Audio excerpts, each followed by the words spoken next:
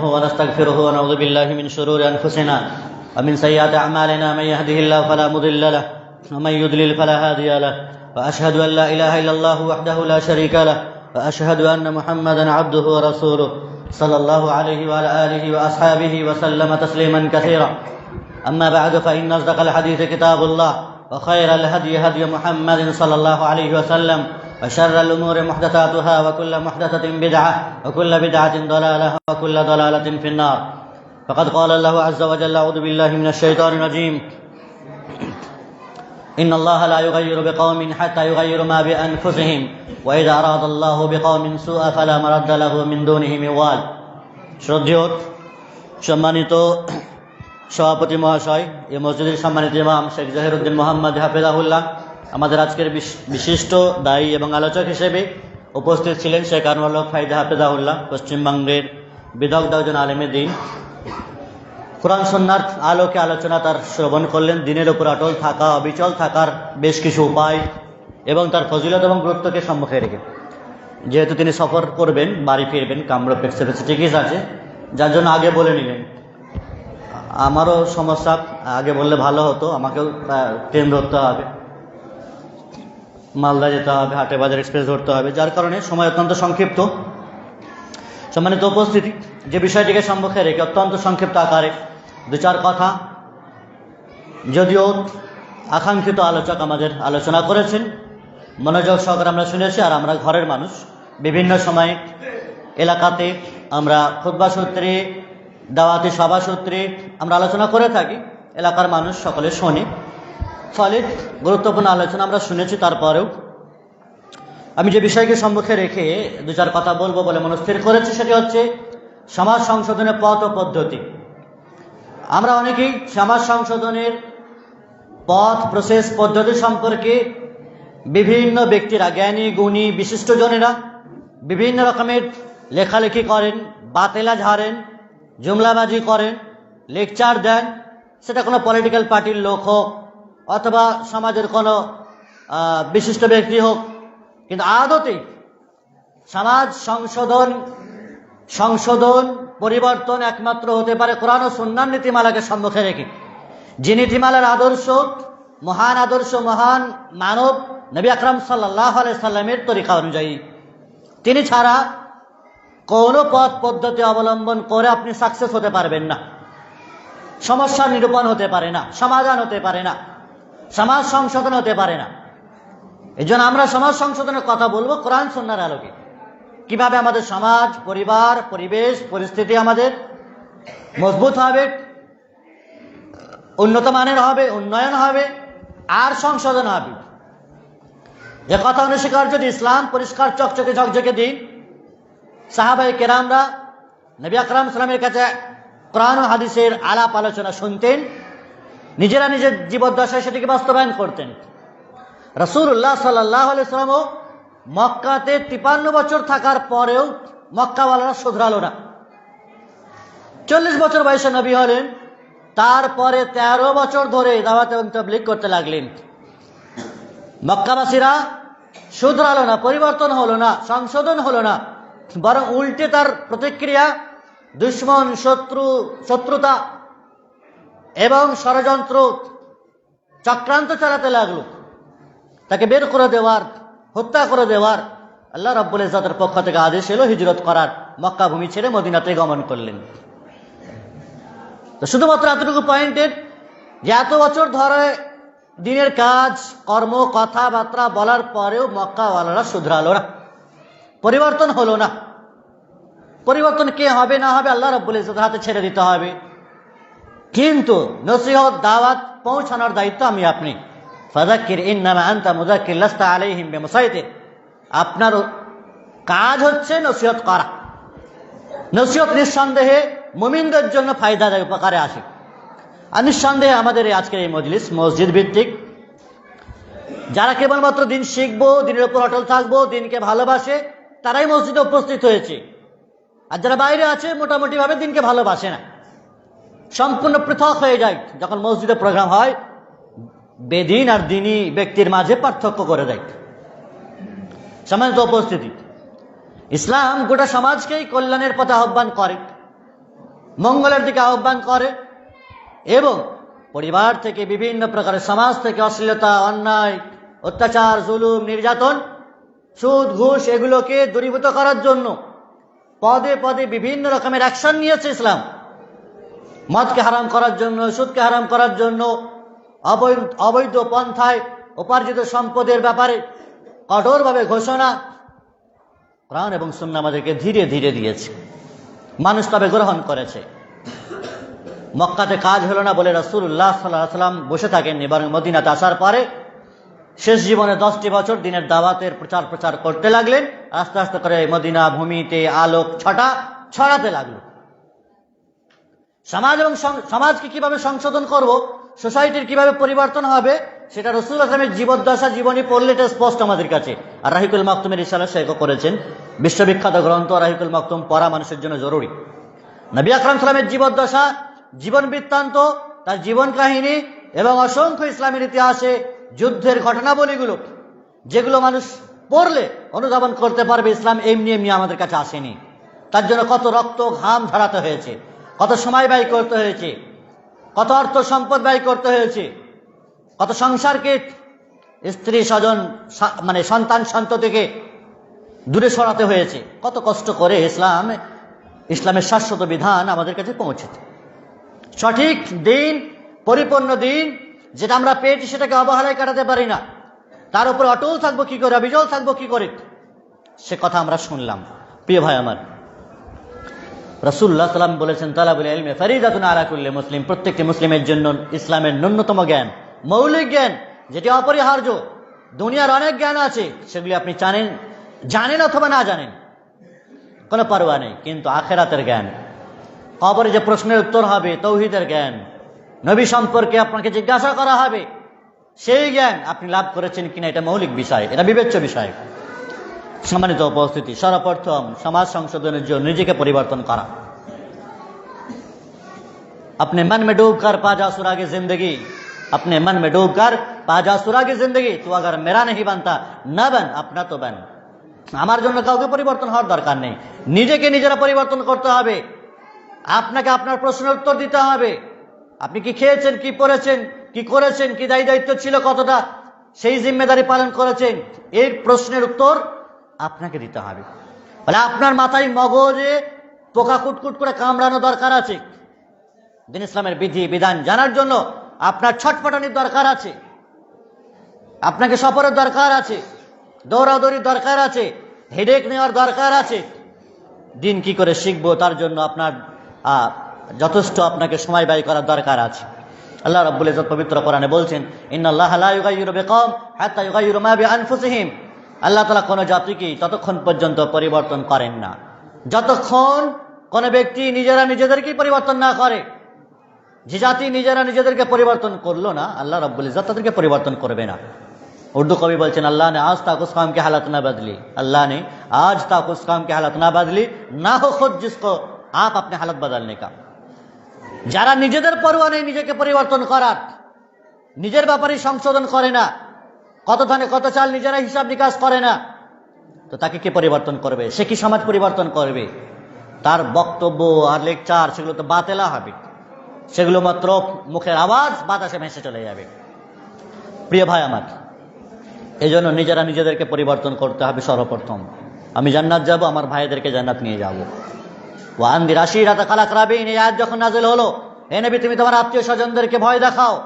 রাসূলুল্লাহ সাল্লাল্লাহু আলাইহি ওয়াসাল্লাম তার পরিবার পরিজনদেরকে কাছে ডাকলেন, ফাতেমাকেও ডাকলেন যে কাছে এসো, শোনো, সালিনি মিম্মা মা শি'তা লা উগনি আনকা মিনাল্লাহি শাইআ, যা চাওয়ার দুনিয়াতে আমার কাছে চেয়ে নাও, কিয়ামতের দিন তোমার কোনো উপকারে আমি আসবো না, কিছুই দিতে পারবো না। কাকে বলছেন?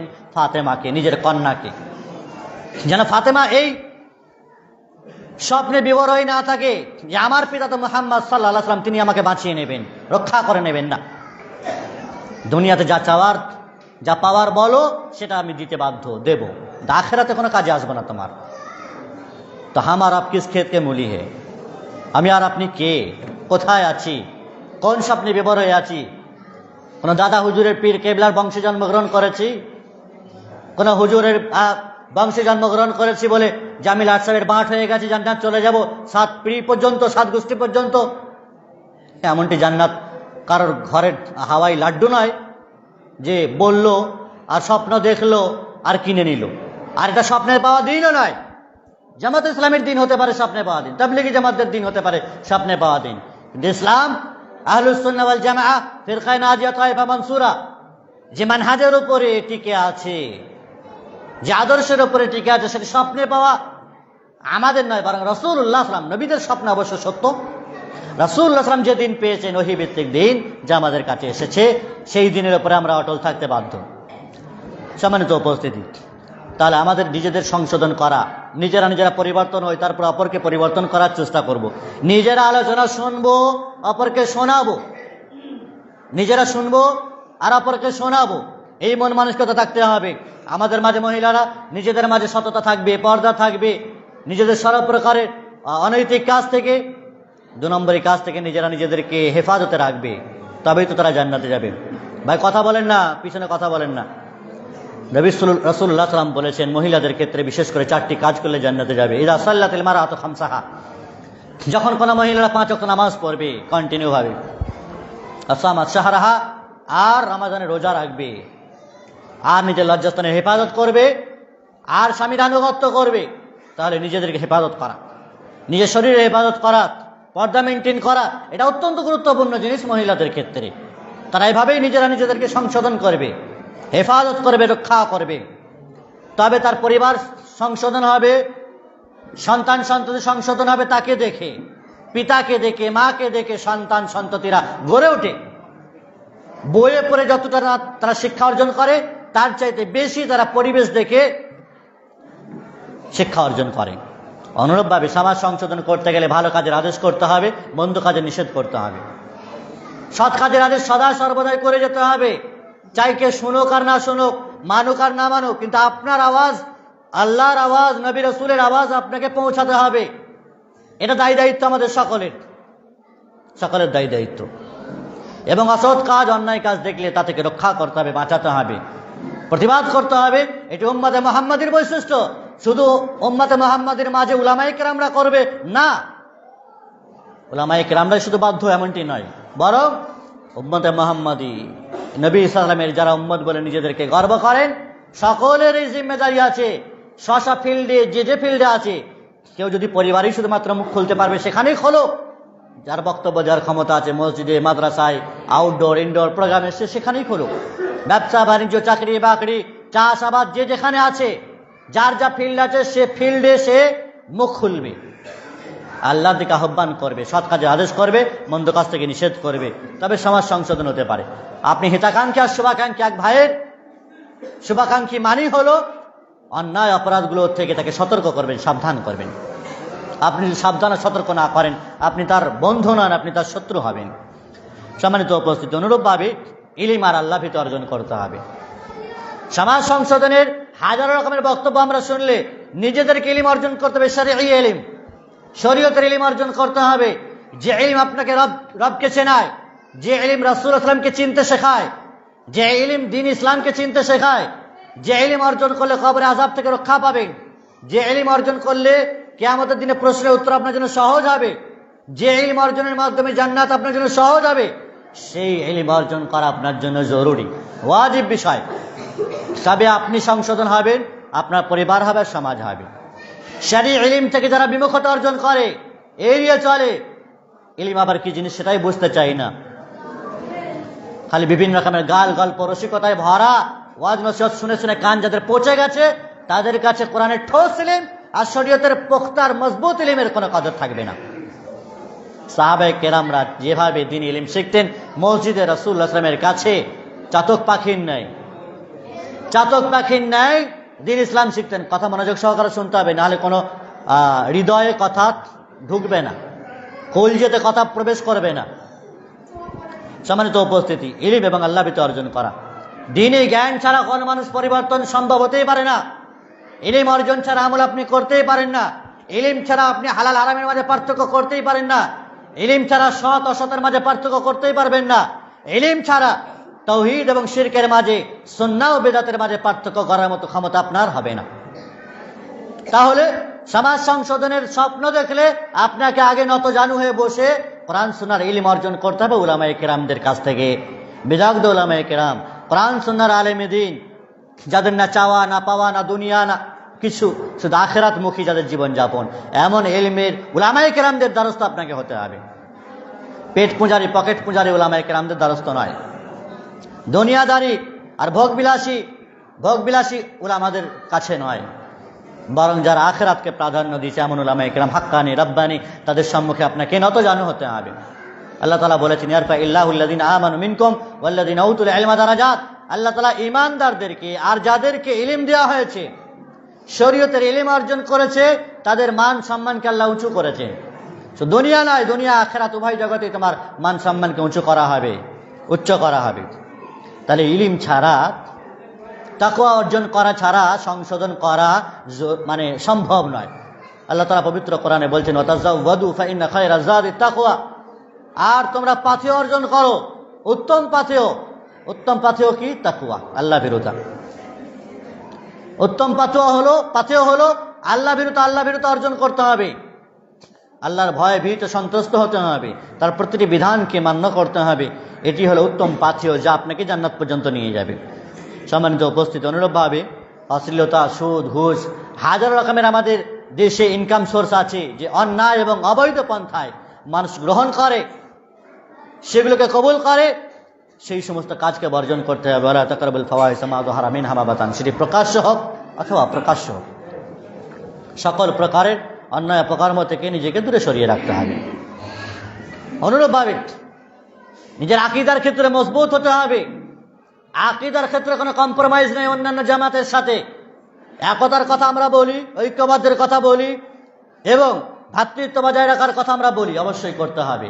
ভ্রাতৃত্ব বজায় রাখতে হবে। হিন্দু মুসলিম, মুসলিম অমুসলিম সকলে আমরা আদম এবং হাওয়ার সন্তান, মানব সন্তান সকলেই এক, আদম এবং হাওয়ার সন্তান। আমাদের সকলের রব এক, আল্লাহ রাব্বুল ইজ্জাত, এবং সকলের নবী এক। एक ही सबका नबी, दीन भी, ईमान भी, हराम पाक भी, अल्लाह भी, कुरान भी एक। कुछ बड़ी बात थी कि मुसलमान भी हो जाते एक। আমাদের সকলের রব এক, স্রষ্টা এক, দিন এক, ইসলাম এক, নবী এক, কোরআন এক, কাবাও এক। এটা কোনো বড় কথা ছিল যে মুসলমান এক হবে না? সকলের কাবা, দিন, নবী, ঈমান আর আল্লাহ সব এক, শুধুমাত্র আমরা পৃথক, আলাদা। প্রিয় ভাই আমার, আকীদা এবং তাওহীদের ক্ষেত্রে মজবুত হলে তবে আপনি সফলতা পাবেন। আকীদা ভুলে ভ্রান্তিতে ভরা, তাওহীদ পরিষ্কার পরিচ্ছন্ন নেই, শিরক আর কুফরের মধ্যে, শিরক আর কুফরের নর্দমাতে, পচা নর্দমাতে আপনি হাবুডুবু খাচ্ছেন। মানব রচিত তন্ত্র মন্ত্র মতবাদের উপরে আপনি আপনার দিনকে টিকিয়ে রেখেছেন, সেটা জামাত ইসলামী হোক, তাবলীগ জামাত হোক, আরও হোক। সফলতা খুঁজছেন, সমাজ সংশোধন করছেন, কখনো কসমিন কালেও সম্ভব নয়।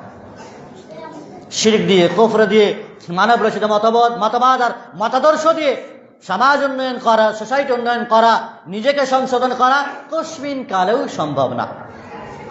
রাসূলুল্লাহ সাল্লাল্লাহু আলাইহি ওয়াসাল্লাম একমাত্র আমাদের জন্য আইডিওলজি, অন্য কোনো ব্যক্তিত্ব নয়। তাকে যদি মনে করেন তিনি আমাদের দিন আমাদের কাছে নিয়ে এসেছেন, তিনি আমাদের পথ দেখিয়েছেন, হক না হক পার্থক্য করে দিয়েছেন, তাকে যদি ফলো করেন তবেই সংশোধন হতে পারবেন। সম্মানিত উপস্থিতি, সমাজ সংস্কারের জন্য রাসূলুল্লাহ সাল্লাল্লাহু আলাইহি ওয়াসাল্লামের জীবন হচ্ছে সবচেয়ে উত্তম দৃষ্টান্ত, নমুনা। রাসূলুল্লাহ সাল্লাল্লাহু আলাইহি ওয়াসাল্লামকে আমাদের মাঝে আল্লাহ রাব্বুল ইজ্জাত প্রেরণ করেছেন। বা'আসা ফিল উম্মিয়িন বলা হয়েছে, আনপার জাতির মধ্য হতে অসংখ্য মানুষ, অজানা যারা নিরক্ষর, সেই সমস্ত ব্যক্তিদের মধ্য হতে রাসূলুল্লাহ সাল্লাল্লাহু আলাইহি ওয়াসাল্লামকে আল্লাহ তাআলা চয়ন করেছেন। কিসের জন্য আমাদের কাছে চয়ন করেছেন? ইয়াতলুনা আয়াতি, আল্লাহ তাআলার আয়াত তেলাওয়াত করে শোনাবে তোমাদেরকে। ওয়াইযাক্কিহিম, তোমাদেরকে পবিত্র করবে। কিসের পবিত্র? তোমাদের নফসের পবিত্র করবে, আত্মার পবিত্র করবে। মনের ভেতরে যে গিলানি আছে, শিরক আর কুফরে ভরা আছে, বদ আকীদা ভরা আছে, আল্লাহ সম্পর্কে স্বচ্ছ আকীদা নেই, আল্লাহ নিরাকার, রাসূলুল্লাহ সাল্লাল্লাহু আলাইহি ওয়াসাল্লাম সম্পর্কে হায়াতুর রাসূল আকীদা ভরা আছে। এই বদ আকীদার আর নাজায়েজ আকীদাগুলো অন্তর থেকে, মন থেকে, আত্মা থেকে বার করতে হবে আপনাকে। বদ আকীদা থেকে শুদ্ধ এবং পরিশুদ্ধ বিশুদ্ধ আকীদা অর্জন করার জন্য রাসূলুল্লাহ সাল্লাল্লাহু আলাইহি ওয়াসাল্লাম আমাদের মাঝে এসেছিলেন। ওয়াইযাক্কিহিম, তোমাদেরকে পবিত্র করবে, তোমাদের শরীরকে পবিত্র করবে। অনেকে শরীর অপবিত্র থাকে, ইবাদত করছে কিন্তু শরীর পবিত্র নেই, ফরজ গোসলের তরিকা পদ্ধতিটুকু জানে না। কোন জিনিসটা পাক না পাক সেটাই বুঝতে পারে না, কিভাবে পবিত্রতা অর্জন করতে হবে সেটুকু ধ্যান ধারণাই নেই। শরীর যদি পবিত্র না হয় তো নামাজ হবে? নামাজের জন্য পূর্ববর্তী শর্ত হচ্ছে ওযু ভালো করে করা, ফরজ গোসলের বিষয় থাকলে সেটাকে সম্পন্ন করা, সেটাতে আমরা নেই। আইজাকিহিম, এবং অর্থেরও পরিশুদ্ধ করা, আত্মাকে পরিশুদ্ধ করার জন্য, শরীরকে পরিশুদ্ধ করার জন্য এবং আপনাদের অর্থ মালকে পবিত্র করার জন্য রাসূল ইসলাম আগমন করেছিলেন আমাদের মাঝে। টাকা পয়সা অর্থ যা কিছু আছে, সম্পদ আছে, সেটা সঠিকভাবে মানুষ যাকাত দেয় কিনা, ওসর দেয় কিনা, সদকা দান খয়রাত করে কিনা, তোমাদের মাল নিয়ে তোমাদেরকে পবিত্র করানোর জন্য রাসূল ইসলামের আগমন হয়েছিল। তো মাল এবং ধনকে আর আত্মাকে, নিজের শরীরকে রবের সামনে নিয়োজিত তো করতে হবে। সব কিছু আপনি দেন, কিন্তু মন প্রাণকে আল্লাহ এবং তার রাসূলের জন্য আপনি বিলীন করে দেন না। ওমর ফারুক রাদিয়াল্লাহু তাআলার এই অবস্থা হয়েছিল এক সময়। ওমর ফারুক রাদিয়াল্লাহু তাআলা বলছেন, আল্লাহ রাসূল সাল্লাল্লাহু আলাইহি ওয়াসাল্লাম আপনাকে সবচেয়ে বেশি ভালোবাসি, কিন্তু নিজের জানের চাইতে না, ইল্লা মিন নাফসি, আমার জানের চাইতে বেশি ভালোবাসতে পারিনি। রাসূলুল্লাহ সাল্লাল্লাহু আলাইহি ওয়াসাল্লাম বলছেন, ওমর এখনো পর্যন্ত তুমি মুমিন হতে পারোনি। ওমর রাদিয়াল্লাহু তাআলা পরক্ষণে চিন্তা ভাবনা করলেন, বুঝতে পারলেন তার ভুলটা কোথায়, তারপরে বললেন, আল্লাহ রাসূল সাল্লাল্লাহু আলাইহি ওয়াসাল্লাম আপনাকে সবচেয়ে ভালোবাসি, এমনকি আমার জানের চাইতেও প্রাণের চাইতেও বেশি আপনাকে ভালোবাসি। রাসূলুল্লাহ সাল্লাল্লাহু আলাইহি ওয়াসাল্লাম বলেন, আল আন ইয়া ওমর, হে ওমর এখন তুমি প্রকৃত মুমিন হলে। তাহলে বুঝতে পারলাম আমরা আমাদের জীবনের প্রতিটি ক্ষেত্রে, বরং সর্বক্ষেত্রে যদি রাসূলুল্লাহ সাল্লাল্লাহু আলাইহি ওয়াসাল্লামকে প্রাধান্য না দিই, তার তরিকা ইখতিয়ার না করি, তার তরিকাতে কোথাও গলত খুঁজি, চুলচেরা বিশ্লেষণ করে কোথাও ত্রুটি খোঁজার চেষ্টা করি, আর অন্য কোনো ব্যক্তির মতবাদ দিয়ে সেটাকে ভরপাই করার চেষ্টা করি। আমুক আল্লামা কাদের জিলানী এসেছিলেন, আল্লাহকে বাঁচিয়েছেন, না এলে সব আমরা কোথায় চলে যেতাম। আরো হাজার রকমের আল্লামা আমাদের দেশে এসেছিলেন বলে আমরা বেঁচে আছি, তাদের দুয়ার বরকতে বেঁচে আছি। নাউযুবিল্লাহ, এমন বদ আকীদা আমাদের আকীদা, ঈমান আর তাওহীদকে খেয়ে নিয়েছে, নষ্ট করে নিয়েছে। তো কি করে সংশোধন হবে? সম্মানিত উপস্থিতি, আল্লাহ সন্তুষ্টির জন্য রাসূলুল্লাহ সাল্লাল্লাহু আলাইহি ওয়াসাল্লামের পূর্ণ তরিকা ইখতিয়ার করতে হবে। পুরুষেরা নিজেরা নিজেদের দাওয়াতের মাধ্যমে আপোষের মাঝে সংশোধন করবে। আগে দাওয়াত, আগে ইলমের দাওয়াত, ইলমের প্রচার প্রসার হবে, তারপর তো আমল হবে। আমরা অনেক সময় বলে থাকি, বিভিন্ন বক্তারা বলে থাকে, জানার নাম ইমান নয়, শোনার নাম ইমান নয়, মানার নাম ইমান। ঘোড়ার ডিম, জানবে না শুনবে না তো কি করে মানবে? হ্যাঁ, খ্রিস্টানেরা এই জন্যই তো তাদের উপর, খ্রিস্টানেরা এই জন্যই তো গোমরা, গায়রুল মাগদুবি আলাইহিম ওয়ালা দাল্লিন বলা হয়েছে, এই জন্যই তো তাদের উপরে গজব, যে তারা জানার চেষ্টাই করতো না, ইলমে হাসিল করতো না, আমলের ক্ষেত্রে মানে বাড়াই দেখা দিত। বলতে গেলে অনেক কথা রয়েছে, সহিহ বুখারী সহিহ মুসলিমে হাদিস রয়েছে, তিনজন ব্যক্তি যখন রাসূলুল্লাহ সাল্লাল্লাহু আলাইহি ওয়াসাল্লামের আমল সম্পর্কে জানতে এলেন, আর আয়েশা রাদিয়াল্লাহু তাআলার বাড়িতে রাসূলুল্লাহ সাল্লাল্লাহু আলাইহি ওয়াসাল্লাম সেই সময় উপস্থিত ছিলেন না। তো রাসূলুল্লাহ সাল্লাল্লাহু আলাইহি ওয়াসাল্লামের আমল যখন জানানো হলো, কান্নাহুম তাকাল্লুহা, রাসূলুল্লাহ সাল্লাল্লাহু আলাইহি ওয়াসাল্লাম আমল শুনে এরা মনে করলো আমরা বরবাদ। আল্লাহ সাল্লাল্লাহু এত আমল করেন, যার নবী হওয়ার আগের পরে সকল গুনাহ মাফ, তারপরেও তিনি এত আমল করেন, আমরা তো কিছুই করি না। একজন বলে বসলো, বিবাহ শাদীই করবো না, ওই ঝামেলাই পোয়াবো না। বিয়ে শাদী করলে খাওয়াতে হবে, সংসার মেনটেন করতে হবে, ইবাদত করতে পারবো না, বিয়ে শাদী বাদ একেবারে। একজন বলে, জীবনে কোনোদিন আমি ঘুমাবো না, রাত্রিতে ঘুমাবো না, সারা রাত নামাজ আদায় করবো। আর একজন বললো, আমি কোনোদিন রোজা ছাড়বো না, প্রতিদিন ডেলি রোজা রাখবো। রাসূলুল্লাহ সাল্লাল্লাহু আলাইহি ওয়াসাল্লাম তাদেরকে নিষেধ করলেন, এই শোনো, এই ধরনের কথা যারা বলছিলে কথা ঠিক নয় তোমাদের, এগুলো আবার বাড়াবাড়ি, ইবাদতের নামে আবার বাড়াবাড়ি। আমাদের মাঝে আছে অনেকে, এক মাস নামাজ পড়বে তো নফল সুন্নাত একেবারে কিছু ছাড়বে না, তারাবি তাহাজ্জুদ যা আছে একেবারে তুলোধনা করবে। বা কেউ আছে বছরে 100 রাকাত নামাজ আদায় করবে, একটা রাতেই বছরে গোটা দুনিয়ার নামাজ সব মানে কাফারা দিয়ে দেবে, সারা বছর টোটো করে ঘুরে বেড়াচ্ছে। এরকম আছে আমাদের সমাজে, এটা বাড়াবাড়ি। প্রত্যেকটি ইবাদতের ক্ষেত্রে একটা সিস্টেম আছে। রাসূলুল্লাহ সাল্লাল্লাহু আলাইহি ওয়াসাল্লাম বলছে, শোনো, আমি বিবাহ শাদীও করেছি, একটা দুটো নয়, 11টি, এবং আমি রোজা রাখি, রোজা ছাড়ি, আমি রাত্রিতে ঘুমাই, আবার নামাজ আদায় করি। তা আমি তো একজন মানুষ, রক্ত মাংসের তৈরি তো মানুষ, আমার তো জৈবিক চাহিদা আছে, আমি তো অর্থ উপার্জন করি, কিন্তু আমার এই তরিকা ছাড়া যদি অন্য কোনো তরিকাকে ইখতিয়ার করে, মান রাগিবা আন সুন্নতি ফালাইসা মিন্নি, সে আমার দলভুক্ত নয়। এই জন্য রাসূলুল্লাহ সাল্লাল্লাহু আলাইহি ওয়াসাল্লামের তরিকা ছাড়া কোনো ইবাদতের পথ পদ্ধতি নিজে থেকে বানিয়ে নেবে মানুষ, এটা ভালো হবে, আরো বেশি করবে, অনেক সময় তরিকা ছাড়া সেটা ভালো নয়। প্রিয় ভাই আমার, রাসূলুল্লাহ সাল্লাল্লাহু আলাইহি ওয়াসাল্লামের তরিকা অনুযায়ী দাওয়াত এবং তাবলীগ করা, প্রচার প্রসার করা, দ্বীনের খিদমতে নিয়োজিত হওয়া, এর মাধ্যমে সমাজ সংশোধন হবে ইনশাআল্লাহ। আল্লাহ রাব্বুল ইজ্জত পবিত্র কোরআনে বলছেন, ওয়ালাউ আন্না আহলাল কুরআন আমানু ওয়াত্তাকাউ লাফাতাহনা আলাইহিম বারাকাতিম মিনাস সামাই ওয়াল আরদ।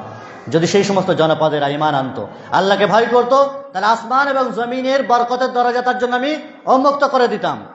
শুধু তাই নয়, আল্লাহ রাব্বুল ইজ্জত আরো বলেছেন, ইয়া আইয়ুহাল্লাযীনা আমানু, হে বান্দারা, তোমাদেরকে কি আমি বলে দেবো না, হাল আদুল্লুকুম আলা তিজারাতিন তুনজিকুম মিন আযাবিন আলীম, এই বিষয়ের সাথে সম্পৃক্ত এমন একটি ব্যবসার কথা, লাভজনক ব্যবসা, যে ব্যবসা তোমরা করলে তোমাদেরকে জাহান্নামের আগুন থেকে আল্লাহ তাআলা রক্ষা করবেন।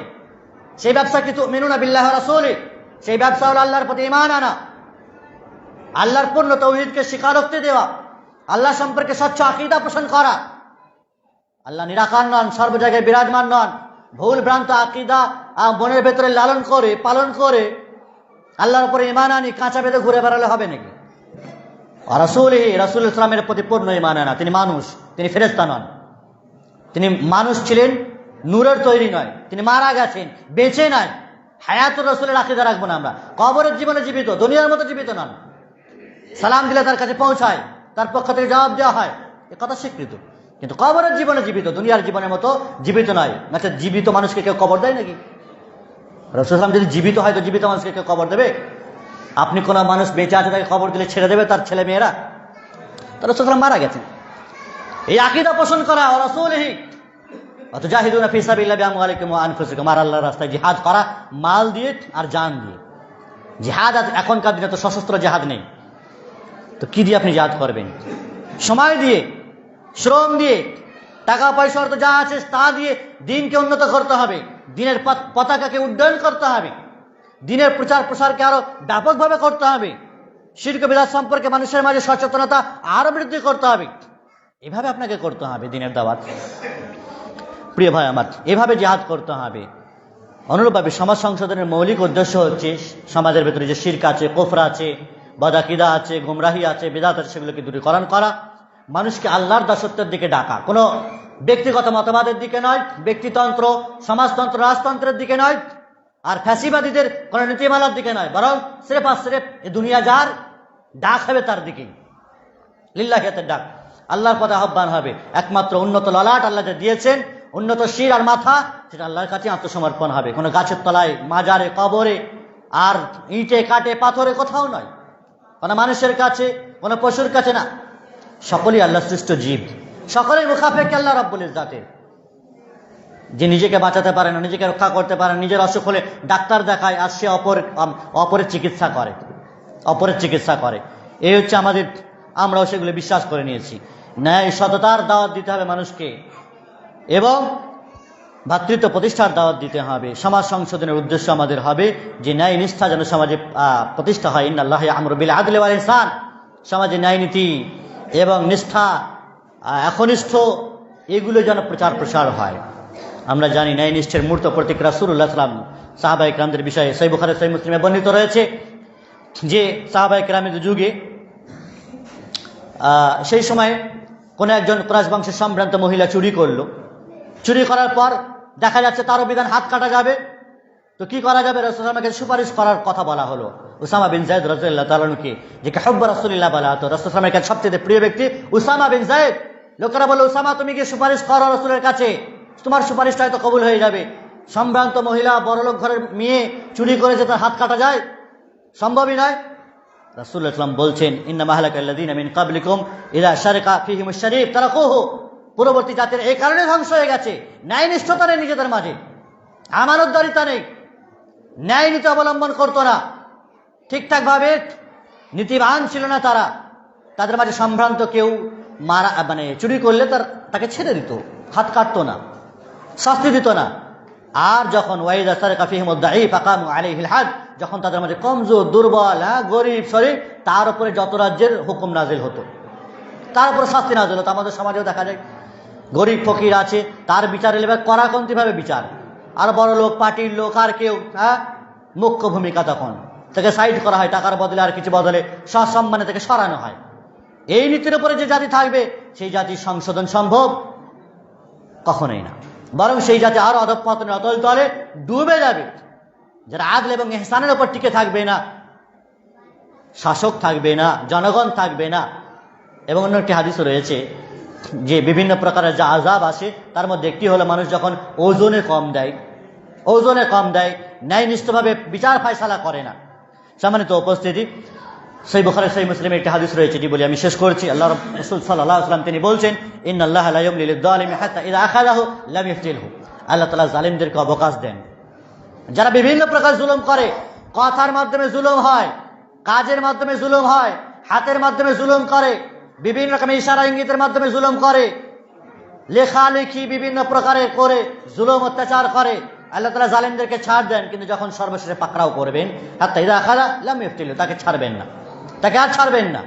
তাহলে আল্লাহ রাব্বুল ইজ্জতের পাকড়াও থেকে বাঁচার জন্য নিজেদেরকে জুলুম থেকে সরে আসতে হবে, জালেম থেকে সরে আসতে হবে, জালেমের হাতকে ধরতে হবে, মাজলুমের সহযোগিতা হতে হবে। সমাজের এক শ্রেণীর মানুষেরা শোষিত শাসিত, জুলুম অত্যাচারে নির্যাতনে স্টিম রোলার তাদের উপরে চলে, সেটা চাই ইয়াতীম হোক, বিধবা হোক, গরিব মিসকিন হোক, ফকির হোক, তাদের পাশে দাঁড়ানো, সাহায্য সহযোগিতা করা, রক্ষা করা, সৎ কথা বলা, হক কথা বলা। যে আমানত আল্লাহ তাআলা দিয়েছেন, এই কথা আপনি মুখে বলেন। যেখানে কথা বলার দরকার সেখানে আপনি চুপ থাকবেন, যেখানে বলার দরকার নেই, বলতেও বলে না, সেখানে আপনার ডায়লগে ছড়াছড়ি, এমনটা যেন না হয়। কারণ মুখের প্রত্যেকটা কথাও লিপিবদ্ধ করা আছে, মা ইয়ালফিযু মিন কাউলিন ইল্লা লাদাইহি রাকিবুন আতীদ। মানুষ যা বলে সেটি সবই লিপিবদ্ধ হয়। আমি পরিশেষে আল্লাহ রাব্বুল ইজ্জতের কাছে দোয়া করি, আল্লাহ সুবহানাহু ওয়া তাআলা তিনি যেন আমাদের যে উদ্দেশ্যে সভা দিনী সভা আয়োজন করা হয়েছে, আল্লাহ তাআলা সেটাকে কবুল করুক, সফল করুক, এবং যে বিষয়গুলি আমরা আলোচনা শুনছি মনোযোগ সহকারে সেগুলো শুনবো, শ্রবণ করব, আর মনের মনিকটায় সেগুলো যেন পৌঁছায়, আর হৃদয়ে পৌঁছে হৃদয় যেন অন্তরে ভয় ভীত সন্ত্রস্ত হয়, কেঁপে ওঠে, আর আল্লাহর ভয় ভীত সন্ত্রস্ত হয়, আখিরাতের জন্য প্রস্তুতি আমরা নিই, বাস্তব জগতে প্রেক্ষাপটে সেটাকে আমরা বাস্তবায়ন করি। আল্লাহ রাব্বুল ইজ্জত তার তৌফিক দান করেন। আমিন। সাল্লাল্লাহু আলাইহি ওয়া সাল্লাম বারাকা আলা আবদি ওয়া রাসূলিহি নবিয়িনা মুহাম্মদ ওয়া আলা আলিহি ওয়া সাহবিহি আজমাইন। আসসালামু আলাইকুম ওয়া রাহমাতুল্লাহি ওয়া বারাকাতুহু।